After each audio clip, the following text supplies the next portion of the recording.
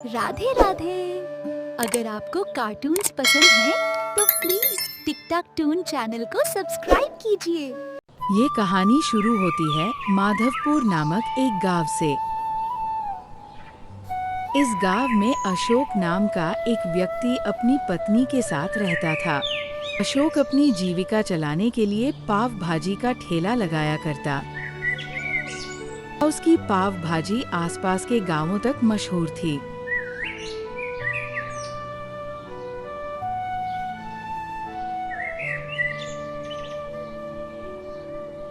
अशोक रोज सुबह उठकर बाजार जाता और वहां से ताजी सब्जियां खरीद कर लाता। अशोक उन सब्जियों से पाव भाजी का मसाला तैयार करता और अपना ठेला गांव के बीचों बीच लगा देता। अशोक मेहनती होने के साथ साथ बहुत दयालु भी था। वह रोज कई गरीबों को मुफ्त में पाव भाजी खिला देता था। अरे भाई, मैंने सुना है तुम गरीबों को मुफ्त में पाव भाजी खिलाते हो। अगर हो सके तो एक प्लेट पाव भाजी मुझे भी खिला दो। मैं भी बहुत गरीब हूँ, रोज मेहनत मजदूरी करके थोड़े बहुत पैसे कमा लेता हूँ। हाँ भाई, खिला सकता हूँ। एक दो लोगों का तो पेट भर ही सकता हूँ। इसमें क्या ही चला जाएगा मेरा। अशोक का मानना था कि कुछ भूखे लोगों को खिला देने से धन कम नहीं हो जाएगा, बस थोड़ा कम मुनाफा होगा। शाम को जब वो घर लौटा तो उसकी पत्नी उसे बहुत खरी खोटी सुनाने लगी। हे भगवान, मैं क्या करूँ इस व्यक्ति का। इसने तो मेरा पूरा जीवन ही नर्क बना दिया है। मैंने कितनी बार कहा है आपसे कि मुफ्त में पाव भाजी मत बांटा करो। तुमने दुकान खोली है, धर्मशाला नहीं। पर नहीं, रोज की तरह आज भी आप कई गरीबों को मुफ्त में खिलाए होंगे। अरे भाग्यवान, इस एक बात पर तुम रोज रोज मुझसे झगड़ा मत किया करो। मैं तुम्हें कितनी बार बता चुका हूँ कि गरीबों को एक दो प्लेट पाव भाजी खिला देने से हम गरीब नहीं हो जाएंगे, लेकिन तुम हो कि मानती ही नहीं। तुम हमेशा उसी बात पर झगड़ना शुरू हो जाती हो। दोनों पति पत्नी लड़ ही रहे होते हैं कि तभी वहाँ अशोक का दोस्त माधव आ जाता है।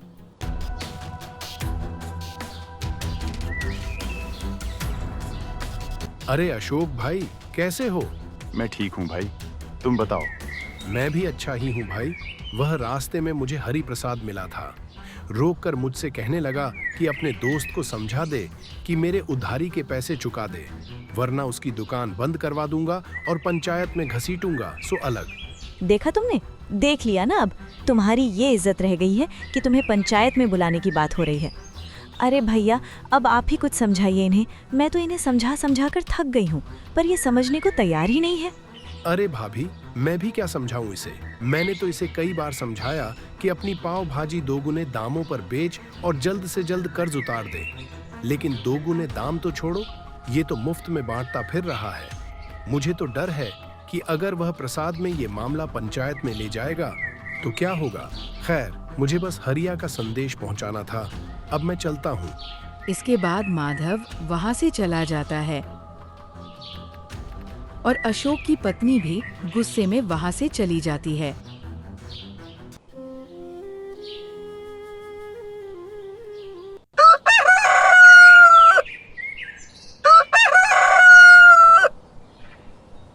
सुबह होते ही अशोक अपना ठेला लेकर बाजार के लिए निकल पड़ता है।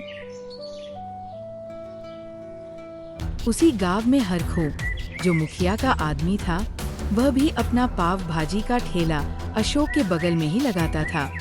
वह अशोक को देखकर गुस्से में बोला, अरे ओ भलाई के देवता, क्या आज भी अपनी पाव भाजी दान करोगे? अरे भाई, मैं सिर्फ गरीबों को मुफ्त में खिलाता हूँ। हाँ तो पाव भाजी गरीब ही खाने आते हैं, अंबानी नहीं खाने आएंगे तेरी पाव भाजी। तेरी इस मुफ्त की पाव भाजी के चक्कर में मेरा बहुत नुकसान होता है। लेकिन भाई, मैं तो अपना काम करता हूँ, आपसे तो पैसे मांगकर नहीं खिलाता उन गरीबों को, तो आपको कोई तकलीफ नहीं होनी चाहिए। अच्छा बच्चू, अब तू मुझसे जुबान लड़ाएगा, मुझे जवाब देगा? अब तू देख मैं तेरा क्या हाल करता हूँ। 15 दिनों के अंदर तेरा ठेला बंद न करवा दिया तो मेरा नाम भी हरखू नहीं। अब तो तेरी शिकायत में मुखिया से करके रहूंगा। पहले सोचा था बाल बच्चों वाला है तू, तुझ पर रहम कर दूं, समझा दूं, लेकिन नहीं, तू तो समझने को तैयार ही नहीं है। चल कोई बात नहीं, जल्द ही तुझे यहाँ से हटवाता हूँ। इसके बाद हर खू अपना ठेला लेकर वहां से चला जाता है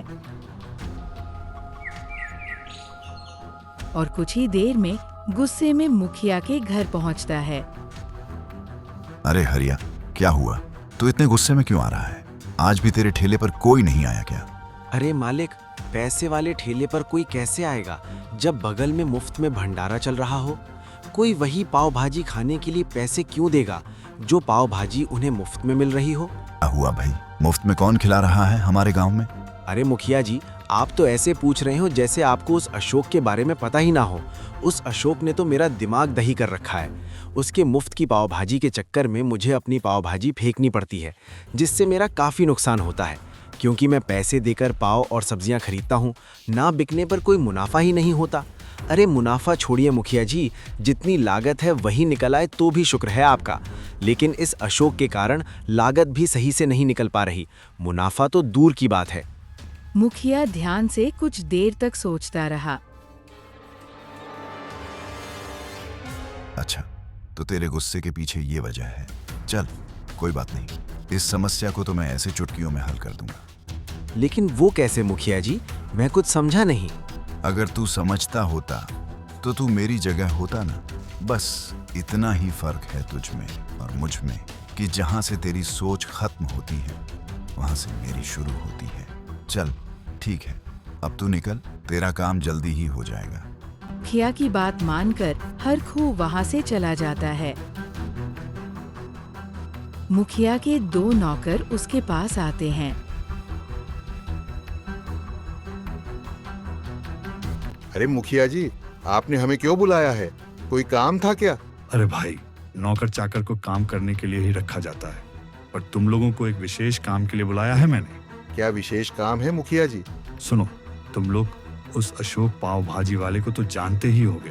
तुम लोगों को कुछ करना नहीं है, बस तुम लोगों को रोज गरीब बनकर एक एक करके उस अशोक के पाव भाजी के ठेले पर जाना है और मुफ्त में कई प्लेट पाव भाजी खानी है। और भी तुम्हारे जितने संगी साथी हैं उन्हें भी बुला लेना, ताकि कोई कमी न रह जाए उसकी पाव भाजी खत्म करने में। मैं भी देखता हूँ कितने दिन मुफ्त में खिलाता है वो बदमाश। लेकिन मुखिया जी, हमें तो रोज खाना मिल ही जाता है, तो हमें जाने की क्या जरूरत है उस अशोक के ठेले पर? अरे ना मुरादो, मैं जितना कहता हूँ उतना करो। ज्यादा चपड़ चपड़ जुबान चलाने की जरूरत नहीं है। अब जाओ और एक एक करके जाना। जी ठीक है मुखिया जी। वो दोनों मुखिया की बात सुनकर वहां से चले जाते हैं।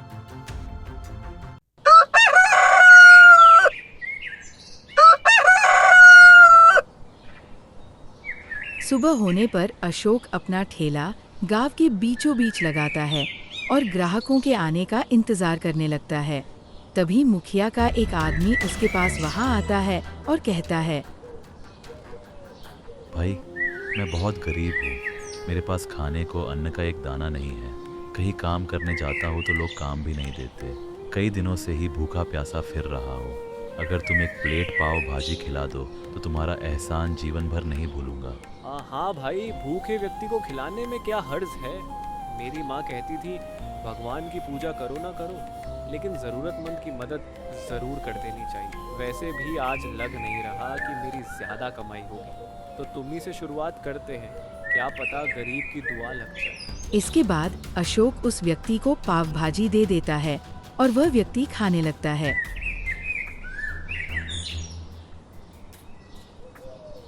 उसके जाने के बाद मुखिया के दूसरे नौकर भी बारी बारी से आते हैं और गरीब होने का नाटक करके मुफ्त में पाव भाजी खाकर चले जाते हैं।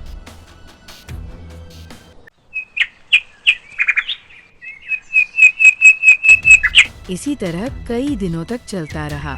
वो नौकर रोज आते और अशोक उन्हें पाव भाजी खिलाता था। इसी तरह रोज रोज मुफ्त में पाव भाजी खिलाने से अशोक के ऊपर कर्ज बढ़ता जा रहा था, क्योंकि आधे से ज्यादा पाव भाजी तो मुखिया के नौकर खा जाते थे, जिससे अशोक को बहुत कम पैसे मिलते थे, जिस कारण उधार देने वाले उसे रोज परेशान करने लगे थे। इस कारण से अशोक बहुत परेशान रहने लगा था।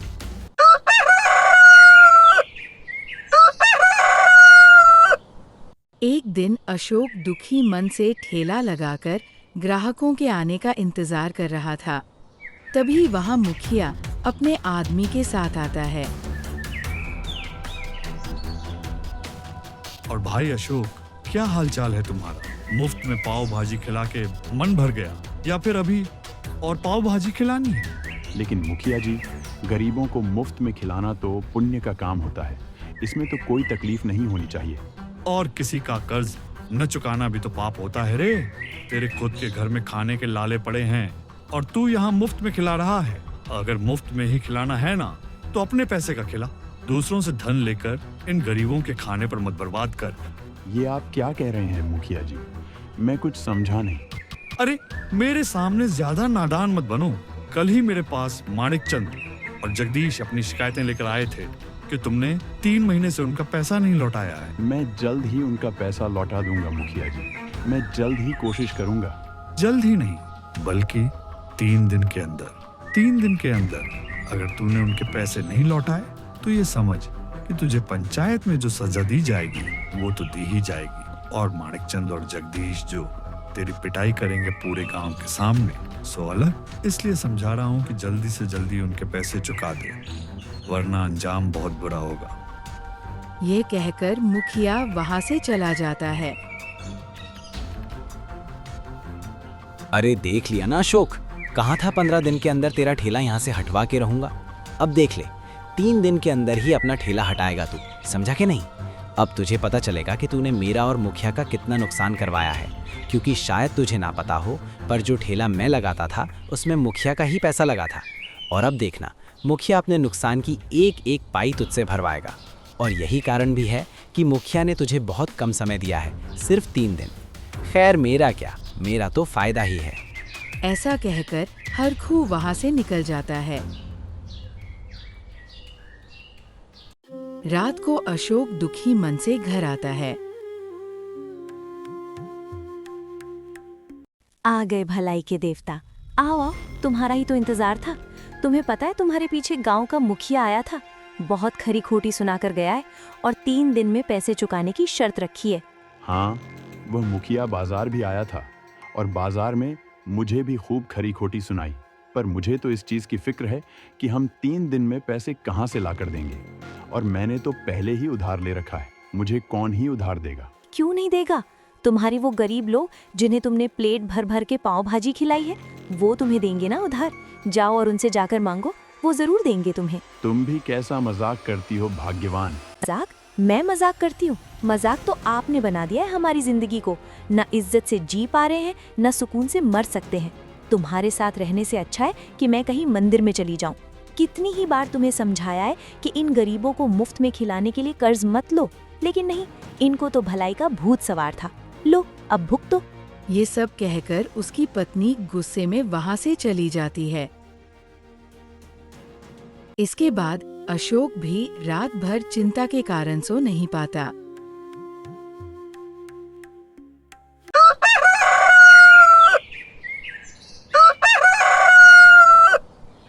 सुबह होने पर अशोक अपना ठेला लेकर बाजार के लिए निकल पड़ता है।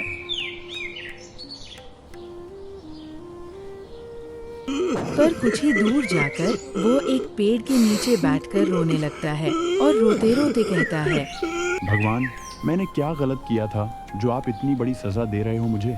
मैंने तो सुना था कि आप भला करने वाले के साथ कभी गलत नहीं होने देते, लेकिन यहाँ तो मुखिया मुझे पंचायत में मार खिलाने की धमकी देकर गया है। भगवान, अगर आप सच में भलाई करने वालों के साथ गलत नहीं होने देते तो कृपया मेरी मदद करें। लेकिन नहीं, मुझे ही कुछ करना होगा। मैं माफ़ी चाहता हूँ भगवान, लेकिन मैं आज से किसी भी गरीब को मुफ्त में नहीं खिला सकता, क्योंकि अगर अब भी मैं उन्हें मुफ्त में खिलाऊं तो ज़रूर पंचायत में मेरी इज्जत की धज्जियाँ उड़ जाएंगी। मुझे माफ़ करना भगवान।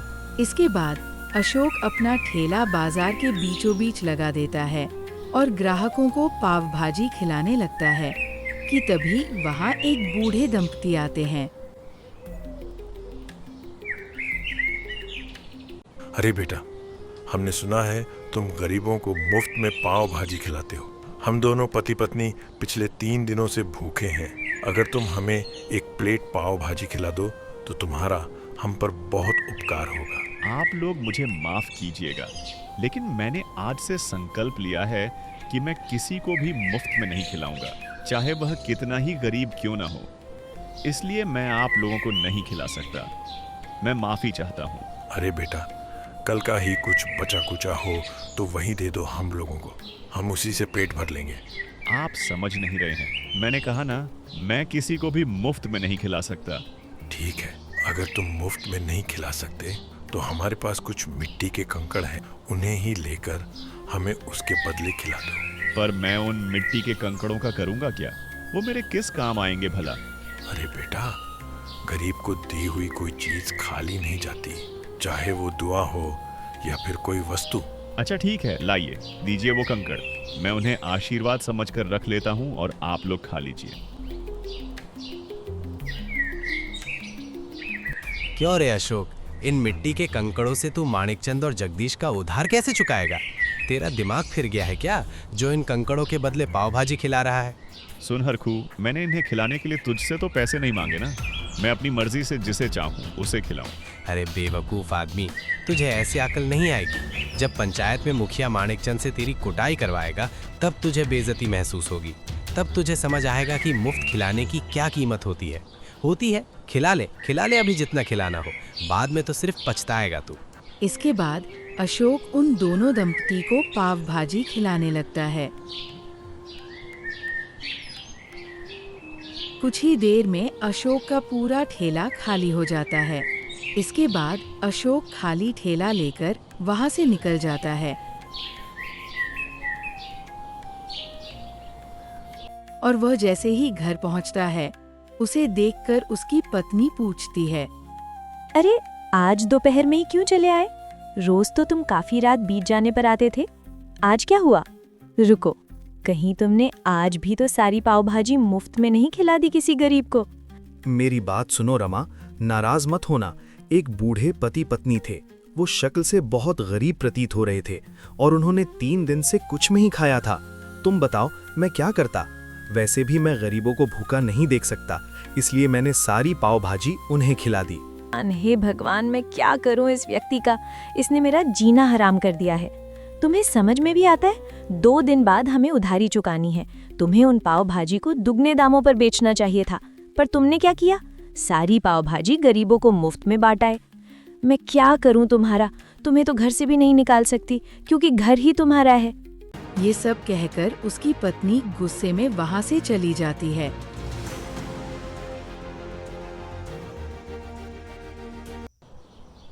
दो दिन बाद अशोक पंचायत में सिर झुकाए खड़ा था। क्यों रे अशोक, उधारी के पैसे ले आया या नहीं? नहीं मुखिया जी, समय इतना कम था कि इंतज़ाम नहीं हो पाया। अगर कुछ और दिन की मोहलत दे दीजिए, मैं उधारी के पूरे पैसे चुका दूंगा। हाँ, वो मोहलत तो तुम्हें दे देंगे, लेकिन पहले माणिकचंद और जगदीश से मार तो खा ले, इसके बाद हम तुम्हें वो मोहलत भी दे देंगे। अरे ऐसा मत कीजिए मुखिया जी, मेरी कोई इज्जत नहीं रह जाएगी गांव में। लोग मुझ पर थू थू करेंगे। आप मुझे बस कुछ और दिन की मोहलत दे दीजिए, मैं जल्द ही कर्ज चुकाने की कोशिश करूंगा। अच्छा, आज तो मोहलत मांग रहा है? उस दिन तू हरखू से बड़ा बोल रहा था कि तेरा जिसका मन होगा उसे मुफ्त में खिलाएगा, फिर आज क्या हुआ? मुफ्त में खिला के पैसे नहीं मिले? देख अशोक, मैंने तुझे पहले ही चेतावनी दी थी कि ये मुफ्त का धंधा बंद कर ले, लेकिन तू मेरी बात मानता कहाँ है? तुझे तो पुण्य कमाना था, अब भुगत जो हो रहा है। अरे माणिक और जगदीश, क्या देख रहे हो? मारो इस ढोंगी को। जैसे ही माणिक और जगदीश अशोक को मारने के लिए आगे बढ़े, रुक जाओ सब लोग। सबने सामने देखा तो अशोक की पत्नी पैसे लिए आ रही थी। अशोक की पत्नी ने वह पैसे मुखिया के ऊपर फेंक दिए और कहा, ये ले मुखिया अपने पैसे, और दोबारा मेरे पति को पंचायत के सामने बुलाने की हिम्मत भी मत करना। अरे अशोक की पत्नी, तेरे पास इतने पैसे कहाँ से आए? कहीं तूने चोरी वोरी तो नहीं की? तुझसे क्या मतलब मुखिया? मैंने चाहे जहाँ से पैसे लाए हों, तेरे पैसे चुका दिए ना, तुझे इससे मतलब होना चाहिए। अब दोबारा मेरे पति के आसपास भी मत भटकना, और ना ही तेरे आदमी आने चाहिए, वरना बहुत बुरा होगा। इसके बाद दोनों वहाँ से चले जाते हैं। अरे रमा, लेकिन तुम्हें इतने पैसे कहाँ से मिले? अरे वो तुम जो एक पोटली लाए थे ना, मैंने उसे गुस्से में फेंका तो उसमें से काफी सारे हीरे के टुकड़े निकले। मैंने उन्हीं में से एक टुकड़ा बेचकर तुम्हारा कर्ज उतार दिया। लेकिन इतने सारे हीरे तुम्हें मिले कहाँ थे? अरे रमा, वो हीरे नहीं थे, बल्कि वो तो पत्थर के छोटे टुकड़े थे। मैंने कल बूढ़े दंपति के बारे में तुम्हें बताया था ना, उन्होंने ही मुझे दिए थे। और ये भी कहा था कि गरीब की दी हुई कोई चीज़ बेकार नहीं जाती, और उन्हें मैंने आशीर्वाद समझकर रख लिया था। और देखो, वो वास्तव में बेकार नहीं थे। हाँ, वो तो वास्तव में हीरे के टुकड़े थे। वैसे तुम्हारा गरीबों को खिलाने का काम इतना भी बुरा नहीं। आज से मैं भी तुम्हारी मदद करूंगी गरीबों को खिलाने में।